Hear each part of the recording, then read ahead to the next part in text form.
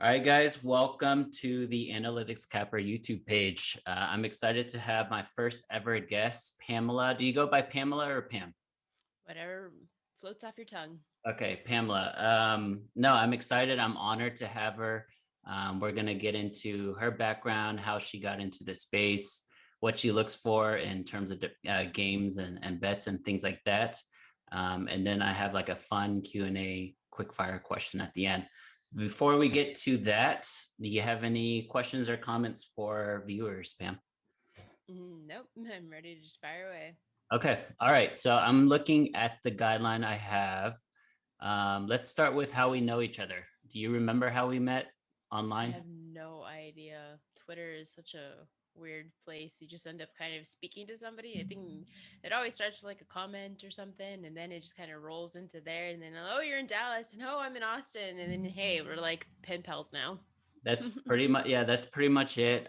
We've gone back and forth in terms of commenting, and I don't know if that was I don't know if that was a cut that you made the other day when I was kind of humble bragging about everyone losing, and I actually went 4-1. But I love that. I love the banter back and forth. And it was anytime I have an opportunity to like talk shit, but like, hey, we're cool about it. Why wouldn't you? Yeah, and you're a Texas alum, correct? Hook 'em horns. Awesome, awesome. Okay, let's just get into how you got into the betting space and sports gambling in general. I'll leave it Um, all to you. yeah, so I actually lived in Vegas from I had lived there for about around 6, 7 years or something, and I was over there specifically because I was in the poker world. My dude was a pro poker player, so after 2011, after the online poker's disappeared on us, we kind of just decided we both lived in San Antonio. And we just kind of said, well, fuck it, let's just go to Vegas. And so, of course, we just packed up our shit and we left. He knew what he was going to do. He was just going to go and play poker. I didn't have a plan. I was just going to figure it out when I got there. What happened was I knew since he was in poker and since I loved poker, my family is very much into gambling, period. My grandfather is a musician, so he used to have an underground craps table in his studio. So I just thought, you know what, let me get into media. I was already into writing. I was doing articles and stuff for a local for my San Antonio. And I just I had one goal in mind. I was like, I'm gonna get with poker news. I always followed what they did and the tournaments that they covered, and I got there. Once we got there, we moved in like August, and by October I was with them. And it was just like kind of right timing for me. We went during one of the worst economic times of the city. I mean, I think at the time it was ranked like dead last in the country for trying to find a job and the highest unemployment rate. And so I just reached out to them. It just so happened that the person who was in charge, the person who was reached out to me to join the team, she was on her way out. And her name is Lynn Gillard Martin. She now works as the lead anchor for World Poker Tour.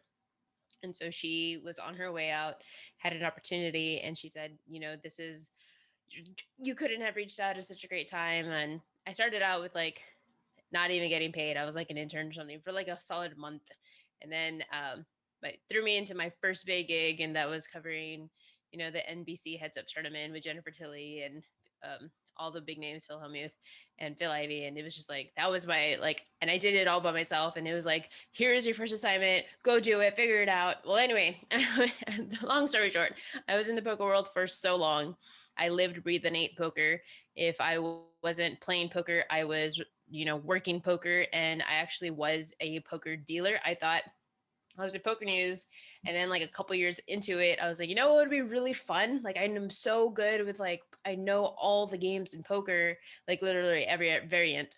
I was like, it would be really cool if I just like became a dealer. And so I tried. I knew the manager at Bellagio, and he was like, I asked him, I was like, so you think I can be a dealer? He's like, yeah, sure. And we figured it out. Went to like dealing school. I did my audition. Next thing I know, I'm dealing in Bobby's room, the highest stakes poker of Wow. ever. And so I had the media side of poker, I had the poker playing side of poker, and I had the dealing side of poker. And Monday through Sunday, it was live, breathe, eat poker. Well, that shit wears on you. And so something that I did as my own was sports betting, and it wasn't even right out of the gate betting. It was just I was born and raised in Texas. I always knew everything within related to the Big 12, and when I was on the tables, I'm talking to other people, and we end up talking about sports, and we end up talking about football, and we end up talking about Texas, and we end up talking about Texas Tech and Oklahoma, and more often than not, I was getting shit right. And so they're like, "Hey, have you like the book is right there? Like, do you place your bets on like your?" And I was like, "You know what? I've never actually like bet anything." And so I walked right on over because Bellagio Poker Room is right next to the Right next Bellagio, door. Yeah, it's right right next next door. door, and like started doing it, and it never left me. And so I got into like it became everyone has like their thing of what keeps their mind active. Some people play chess, some people do Sudoku, some people do crossword puzzles. I just found it very therapeutic and it was like it was working my brain. I was like working out my Yep. brain. Yep. Like I go to the gym for my body and I was going to sports betting for my mind. And so I ended up just like really falling in love with it, really falling in love with what I was trying to do. It was like a puzzle piece. I'm trying to figure out the pieces. I'm trying to put them all together. And then I was just in that. I was always what I'm doing now was basically what I was doing then. I was tied to poker, but I was posting my plays like, hey, this is what I'm going to play. This is the reason why I'm playing it. I was getting stuff right. I was like on a really good roll. And then I kind of had, I think like, I don't know, like 1,000-ish, 2,000, 3,000 followers. And it's when I started getting recognized was because I had one back to back. I had one season where I hit 70%. And then the following season, I grew a little bit more followers and I hit 71%. Well, the reason why I was doing so well was because I was so very selective. But people started noticing somebody in Oddshark, the guy who actually hired me on, he kind of like how you and I just kind of fell on to Yeah. meeting each other online. It was the same thing. He reached out. He's like, "Hey, I love what you do." He would ask me my opinion on some plays. I would go and ask him for his opinion on some plays, Yeah. and it was just like banter and through DM and communication. Well, like fast forward to like another 2-3 years, it didn't really become anything. I was still in poker. I'm still working for Poker News. I'm still traveling for Poker News, WSOP, all of that thing. But eventually I got so drained from poker, so tired. Like I said, I lived and ate and breathed and it was just all the time, round the clock, 24 hours 7. And every summer I was tired of missing things too. The World Series of Poker was every summer. And so it was getting longer and longer. When I started, the World Series of Poker was only what I really want to say it was like 40-ish events, and Yeah. then fast forward a few years and we have like 75. And so Yeah. the duration, like you're out there for a month and then it becomes 2.5 months. And I was tired. I was like, and the way I work, I'm a fucking horse. Like I'm a workhorse. Like I have to be working. That is me. I don't know how to do it. So during the summer, I would be playing poker at 4 a.m. when I'm done with Poker News. There was one summer where I was like reporting 12 hours a day for Poker News. And then I would have like a 1 to 2 hour break in between. And then I would deal from 3 a.m. to 11 a.m. And then I would go play poker at noon till like 3 until I went back to Poker News. Like it was just so obsessive what I was doing. And it was just like it was killing your life, essentially what it was. And so I had sports betting as like my escape of like it is the only thing that I have that is not related to poker other than golf, of course. But I mean, and so once I like this was in 2019, I decided I'm going to quit my job. And I did it 2 weeks before the World Series of Poker. And as Wow. soon as like I was on vacation, I was in Mexico and I'm just sitting here staring at this beautiful fucking sunset, ocean view water. And I'm just like, I'm so tired. I don't want to do another WSOP. I was living in Austin. I had already moved to Austin. And I was like, I don't want to do another WSOP. Yeah. And so we came back like on a Saturday. And that Sunday, I sent them an email and said, here's my 2 weeks notice. I'm out. And I had no plan. I had no plan. Oh, well, actually, I shouldn't say that. I did have a plan. I was intending to take 1 year off for myself. I was going to do a couple bodybuilding competitions, potentially look into becoming certified as a personal trainer, and just kind of like explore. I didn't really have like a commitment. Well, sure. You deserved it at that point. You deserve 5 years off. So yeah, and so I quit in May. At the end of May, WSOP starts in June, so I just quit at the like in mid May, and then I had this whole lavish thing in my mind that I was going to go visit my friend in Canada. Her and I were going to go travel to, I don't know, like Ireland. And like, I was like, I'm going to be like this bodybuilder. And then his name is John. He's from Montreal. He's the guy that I had met like a couple years back on Twitter. He reached out to me like not even like a month later.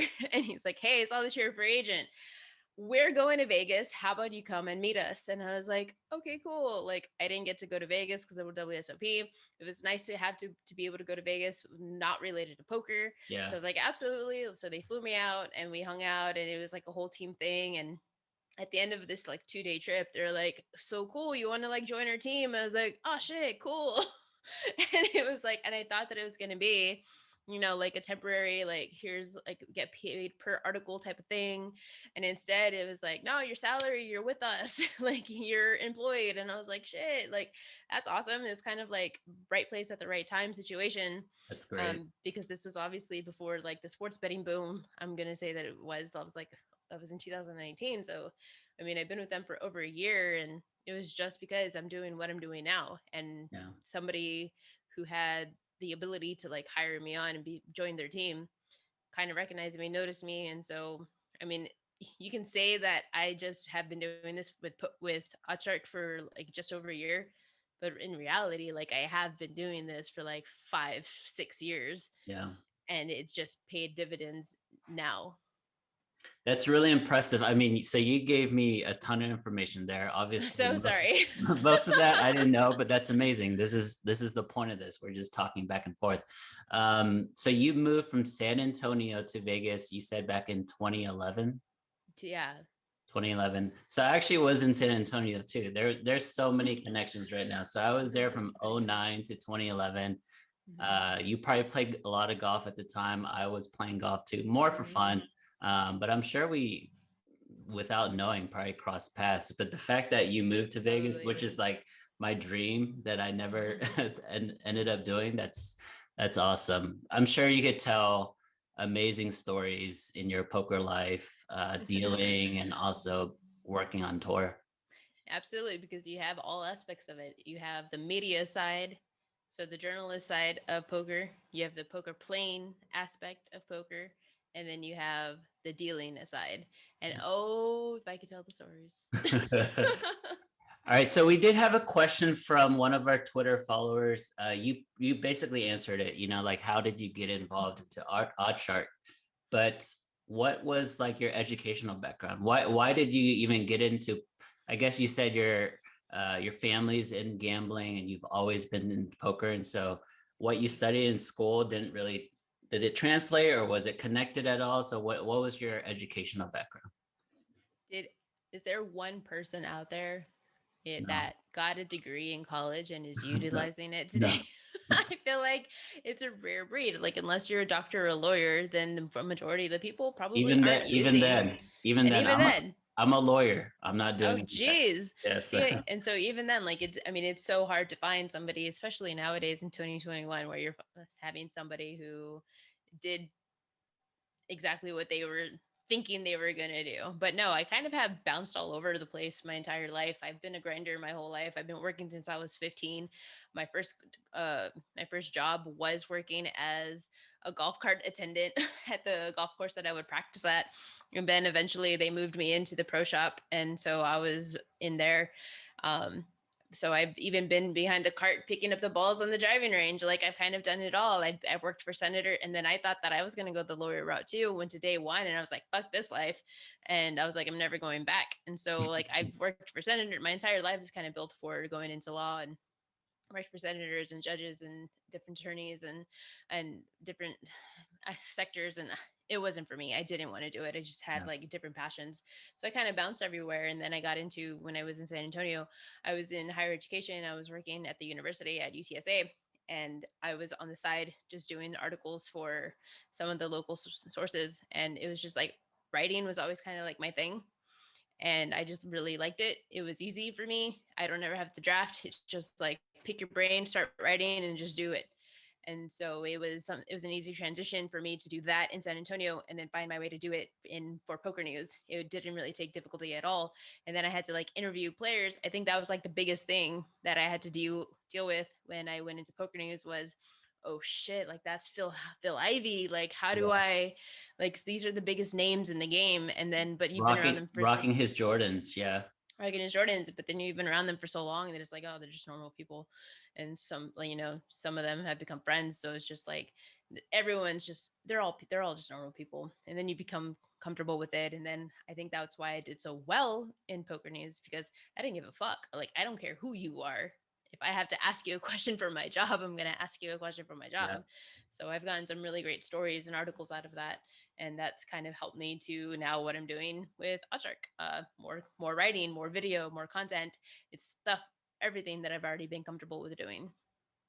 So you've been with Oshark for over a year. What Mhm. is your personal goal with that company? Like, where do you see yourself in a couple years from now? Is this an Obviously, it's hard interview? to. Is my boss behind the mic over on the other side? Yeah, Is he is he trying to he's get? watching soccer with me in my room. Yeah, No, no, I'm very appreciative with what Ozark was has given me.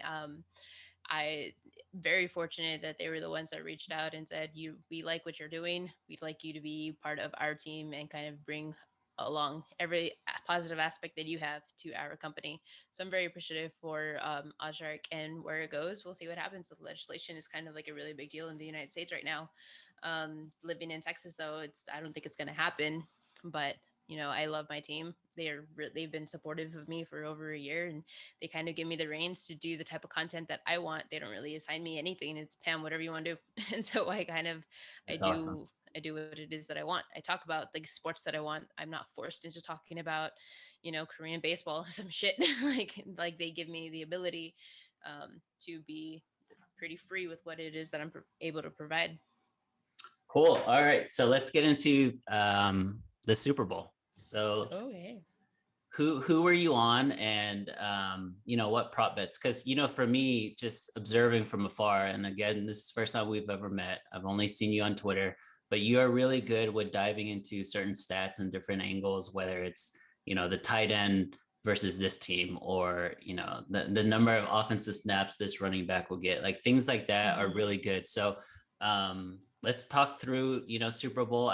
The game ended up being pretty bad, but from a betting standpoint, how'd you do? And what was your favorite win? I guess the game was bad if you had a Chiefs ticket, but not if you had a Bucks ticket. I had a Bucks futures that I had taken in September, and so that was pretty nice. I did not hedge. I went ahead and actually added. I took also Bucks plus 3.5 early when the line came out, right after 2 weeks, right after the championship game.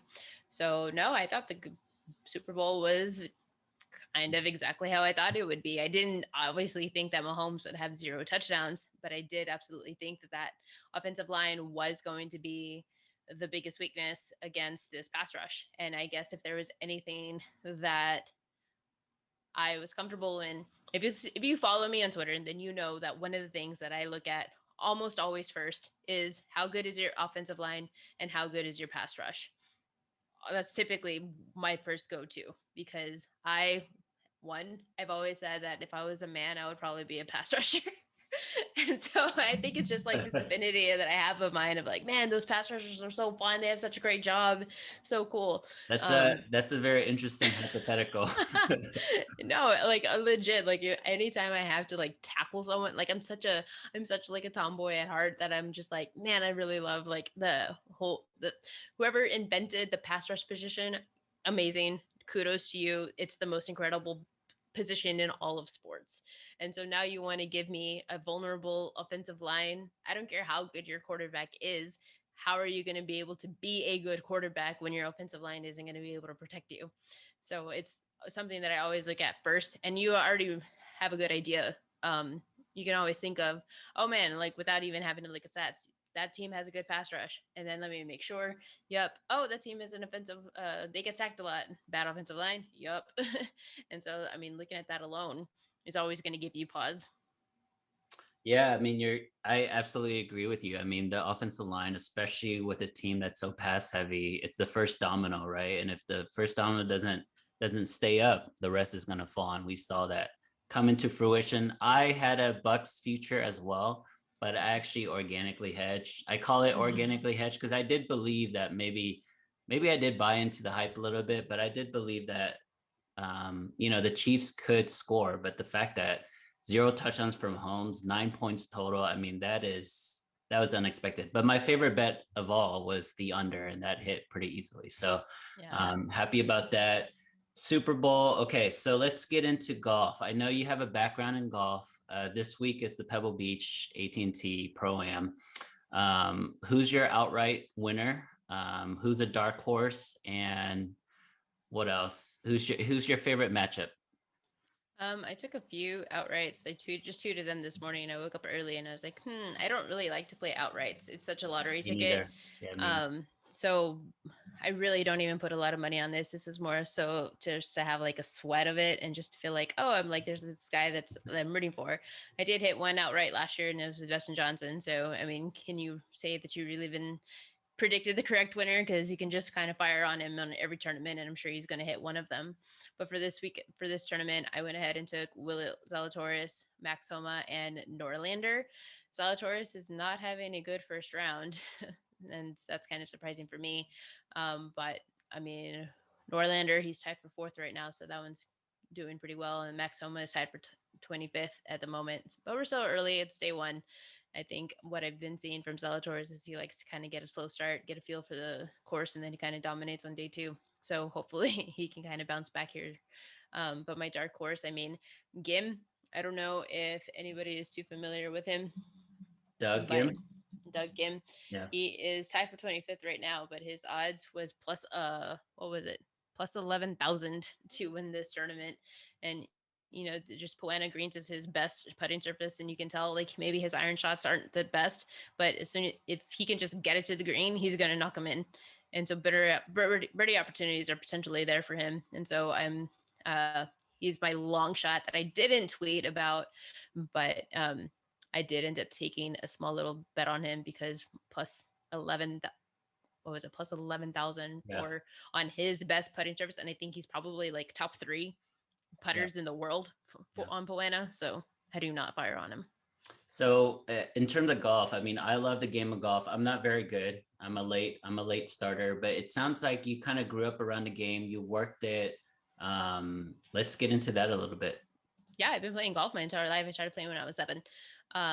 It started out because my parents were more of the lower income family. And so instead of them trying to find money to leave me at some daycare, they would just leave me during the summers at summer camps. And so I'm very athletic, and it's because they would take me to the local university where they had a sports camp, or my mom would got me into the golf program. And so instead of that, so they would like feed you there and then they would like teach you how to play golf. And so it was kind of the best world for my mom. So instead of leaving me with some stranger, she knew that I was with other kids. I was learning something new, and golf just kind of stuck with me. And I would say that I didn't really love it when I was so young because you're like, oh, what is this crap? Like, hey, I just want to go play. But then eventually you kind of grow an appreciation for it, and that you get better, and then you start seeing the improvements, and then like, oh shit, you're winning tournaments, and oh shit, you're getting recognized, and oh shit, there comes the golf scholarships. Like it just kind of piles into this thing.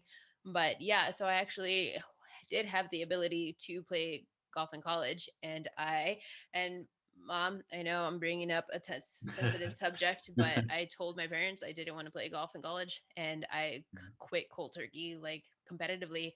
And I said I just loved the game of golf so much that I felt that if I played it and it became like a job, I would hate it. And I also was like pretty stupid, I think. So I already knew that like going into college and having to trying to balance academics with athletics was probably going to be tough on me. And honestly, like but I don't really have any regrets. Like, could I have wanted to see where it would have taken me? Yeah, sure. But I also was so young. I graduated high school when I was 16. I graduated college when I was 19.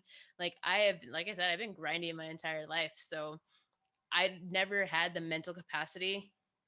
If I had the same mental mindset that I did when I was living in Vegas, and that was just like fucking crush life and like work your ass off and like you're Yeah. gonna eat, leave, breathe, whatever it is that you're doing. If I had that mindset that I developed from playing poker when I was younger, then potentially I could have like done something in golf. But I was so young and I didn't have the mental capacity to do it. I knew it then that I didn't have it.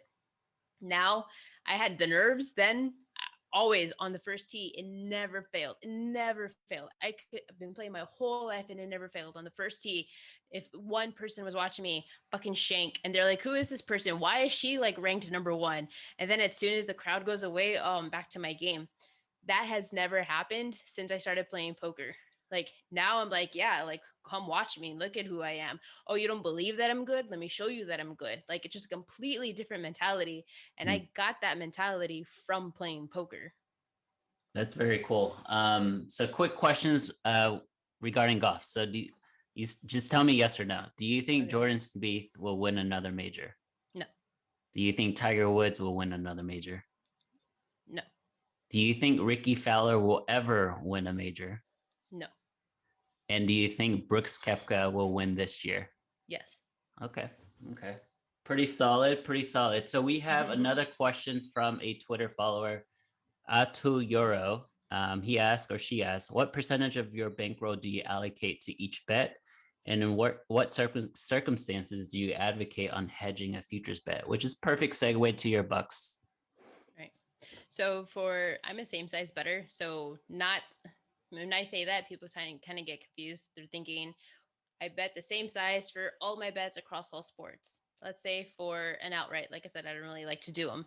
I'm Yeah. going to bet the same dollar amount on all outrights. There is no confidence level. It's just they're all going to do it. When it comes to football, I make the same bet, whether it's against the spread, whether it's a total. Um, that's the same dollar amount across the board. If I'm betting like an underdog money line, that's probably like, I don't know, like 50 to 75% of what I would normally bet on like a minus 110. I'm a same size better, Understood. but Yeah. it's dependent on what sport it is. So like yeah, so like my same size in poker, my same size in football isn't necessarily the same size in golf. You know what I mean? But if I'm doing like head to heads in golf, that's the same size. If I'm doing any type of football, that's the same size. But the two don't necessarily correlate. So yeah, I'm the same way, different tiers depending on different sports or leagues. Would you say football is your most confident positions? Yes. Well, it's kind of that and tennis. Tennis is something that's always just know the players so well, familiarity. My dude used to play, I mean, he's been playing his whole life. And so, like, pretty much everything that I learned in tennis, I kind of got from him. Both physically, he taught me how to play tennis, actually, and then like the betting side of it. But like, we're just so familiar with these players that we can not even really have to research, know it off the top of our heads what I want to do, and know how if this person is left-handed and how this person plays against lefties, or are they a good server, are they a good returner, like some of that. But like more instinctively tennis, more looking at stats and data and all of this, that's football. But like I Gotcha. can talk, but like football is definitely my most comfortable because you're doing that straight for 6 months. And tennis, I only do the majors, so Yeah. I do kind of have to get like a refresher of like, all right, well, what have they been doing all these at these smaller events? Are they still in rhythm? Have they been playing the last 2 months before this major event? And so stuff like that. Yeah, your story when it comes to golf is actually very parallel to my story with tennis. I grew up playing tennis, and so um, same thing, right? Ranked in the state, ranked in nationally, and then I turned down a couple offers when I got to the collegiate level because I just it just didn't become enjoyable anymore, right? It just became more of like a chore, a job instead of something I really enjoyed. So Exactly. um, perfect segue into the Australian Open. Oh, Obviously, so it's talking about hedging though, I don't really oh hedge. yeah, go ahead. I don't really hedge. Like if I'm taking a futures bet, it's because I'm feeling pretty fucking confident that this team is going to excel. So Yeah, like if you bet like a buttload of money and you want guaranteed money, then yes, you hedge. But if you're like $100 better and you do like $100 futures, I mean you can kind of afford to lose that $100. yeah. And I'm always for the more value than trying to assess that assess the other side of the risk. You know Yeah, what I and mean? and the Bucks situation was interesting because if you got them preseason like I did, the odds were actually worse than if you got them in the season because they actually started off slow. They got to 7-5 before they ran the table, but So there were that's actually when people. I got them. That was when I got them Oh, there you off go. of that losing streak. It was Yeah, right. That was right around the time that when they were doing poorly. That's around the time that I was. I heard Tony Romo's comment, and like I pay attention. And so when yeah, he said, "Oh, they found something," I was like, "Oh, so did I." yeah. Nice. All right, so the Australian Open, I believe it's day 4, day 5. Who do you have winning on the women's side, or and who do you have on the men's side? On the women's, I actually don't bet women's. I know nothing about women's. I am a fan of women's tennis, but I Yeah, would never put my money on it. I think it's a lot more volatile. I think it is. I mean, I've always said like you can put names into a hat and draw, and you probably have the same chance as if you were trying to correctly guess. But there's just such a difference between tennis and women's tennis that I don't feel comfortable putting my money on it. I don't care if it's even $1. But I love players like Simona Halep. She's amazing, and I love Yeah. watching her. So I'm going to support her. But that doesn't mean I'm going to put my money on her. And even from a number standpoint, you're just going to get a lot more upsets when women are playing best of 3 in a Grand Slam Right. as opposed to men who are playing best of 5. Yeah, Right. Well, I mean, there's just like it's not really necessarily that even. It's just that there's a big difference between I'm not going to say skill level. It's not in weaponry. The big difference is men. They kind of have to, whether it is best of 3, whether it is best of 5, they have honed it down their entire careers on having one weapon. Whether it is a strong serve like Milos Raonic, you absolutely know that that guy he has one weapon. He is a heavy server. He's fast. He can and he's going to hurt you with his aces. But then you have somebody who's a left-handed one-handed backhand, that's their weapon. Or they can do a slice, or they can do, or maybe they don't have a one weapon, but it's kind of Novak who has the best returner. And yeah, so, I mean, they can mix it up. Women, it's really a lot harder to hone down yeah. on one weapon in women's tennis. There's no one that can excel at just one thing. So everyone is kind of an even playing field, and you can kind of I mean, it is just harder to guess who's going to do better that day.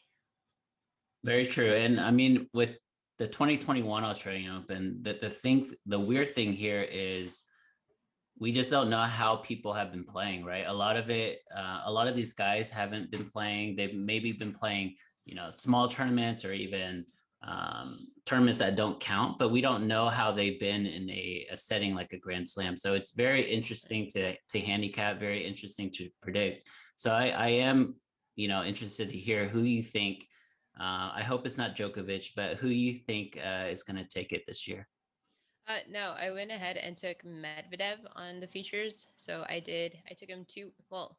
So actually, I use Bet Online, and they have a new option that they never had before, and that was to reach the final. That was new. I've never seen that as an option on really any book before. But Yeah, I did take him to win his quarter. I and then to reach the final. On the features, it was plus 450. And so I didn't love the number, but I mean, I definitely think that he has a really solid chance at reaching the final because I mean, he's the beneficiary of a really friendly draw. He's on at this point, is it 15-16 win match streak? yep. And he won Paris Masters. He won the ATP Cup. I think the third quarter definitely has it teed up for it to be a Medvedev versus Rublev face off. So I really don't see much getting in the way of him making it to the quarters. And then as good as he's been playing, I mean, if that's the case, if he potentially does meet Rublev, I mean, the last time these two met, Medvedev beat Rublev in straight sets in the Yeah. quarters at last year's US Open. So I think he could comfortably get through him once again.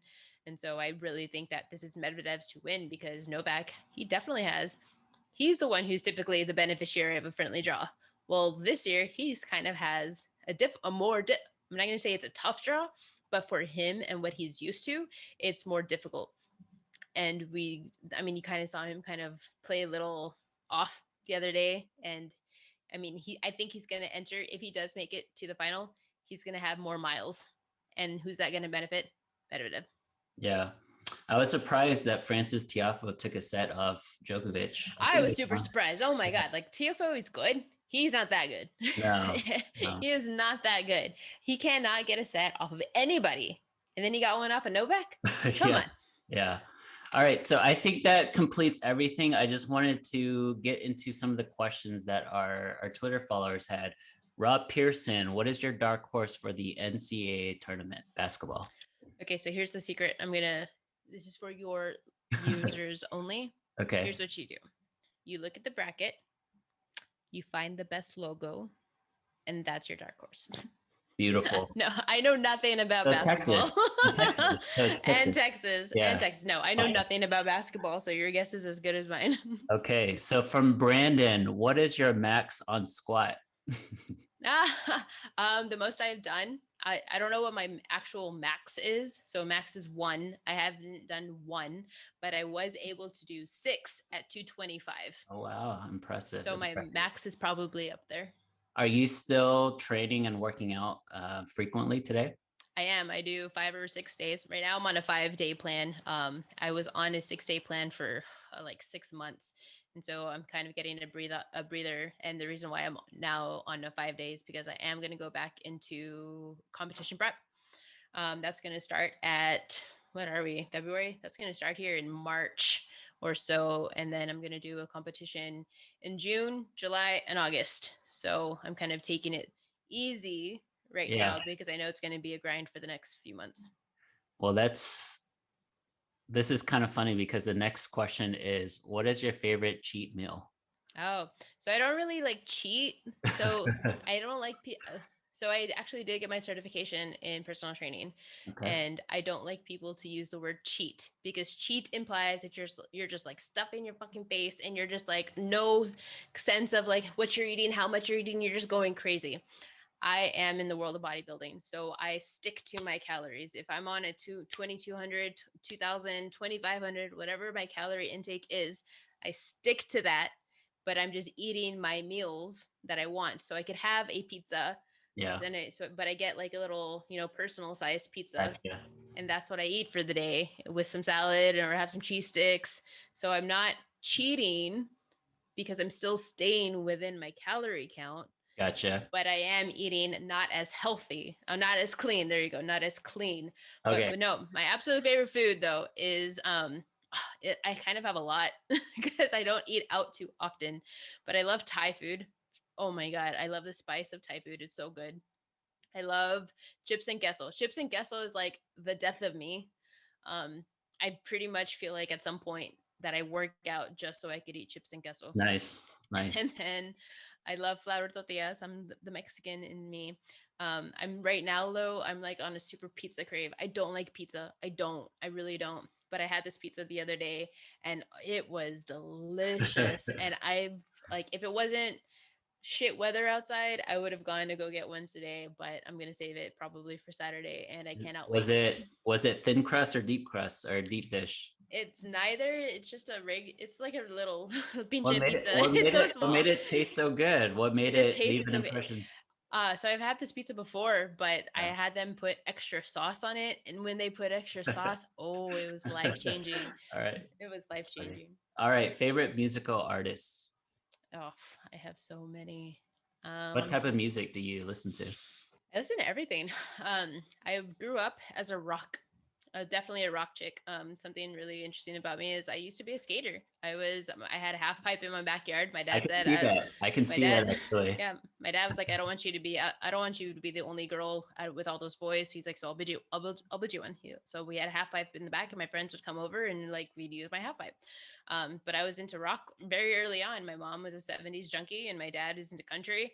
So I had Willie Nelson on one hand, and then I had Beautiful. Kiss on the other. And so, but no, my first concert was I went to Ozfest, and then I've been like, I'm super into Tool. I love Tool. Like, don't ever watch them. Don't waste your money on seeing them live. They're fucking terrible, but their music is like super sick. No, but I listen to everything. I love jazz. I listen. People will say I'm an old soul because I listen to jazz a lot. I listen to um soundtracks, so like the Inception soundtrack, or what's that? What's that movie that we saw? I saw a movie last week, and it was dark shade, darkness in the cloud, shadow Like, in the cloud, shadow in yes, the yes, cloud, yes, yes, yes. shadow in the cloud. Check out that soundtrack. Oh my god, it is amazing. That's the type of music that I listen to. Also, but I listen to a little bit of everything. I'm not ashamed to admit that I love like Jennifer Lopez. Oh, I love her. How That can you not like how do J-Lo? you not? How do you not Yeah, like J Lo? So I love listening to Latin. I love Bad Bunny. Like I kind of listen to a little bit of everything. very cool. And final question, do you want it to be related to golf or tennis? We can do both. Okay. If you had to choose one golfer to play with, who would it be? Past or present?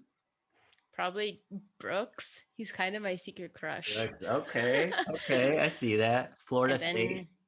and then for tennis, man, I'm such a Novak. I'm obsessed with Novak. But I would choose Nick Kyrgios. He is the bad boy of tennis, and I fucking love him. He is what the sport needs. He keeps it fresh. He keeps it alive, and it's we haven't seen a villain in tennis in so long, so I'm happy to have him around. So I would definitely. He's way more fun. Oh, but how do you not hang out with Monfils? Also, hanging out with Monfils would be fun On a boat, on a yacht. Yeah. on a boat on a yacht. Yeah. My personal would probably be Andre Agassi. I grew up being a huge Agassi fan. Boring. Okay. And then golfer, I mean golfer's easy. It's Tiger 100%. So Boring. even Brooks's chick would want to have dinner and play golf with Tiger over Brooks. No, because she's with him every day. All right. Well, thank you so much, Pam. I will probably have this online and published later tonight. Yep. Any final questions, thoughts for anyone out there? Nope. Thanks for having me. All right. Thank you so much. All right. Have a good day.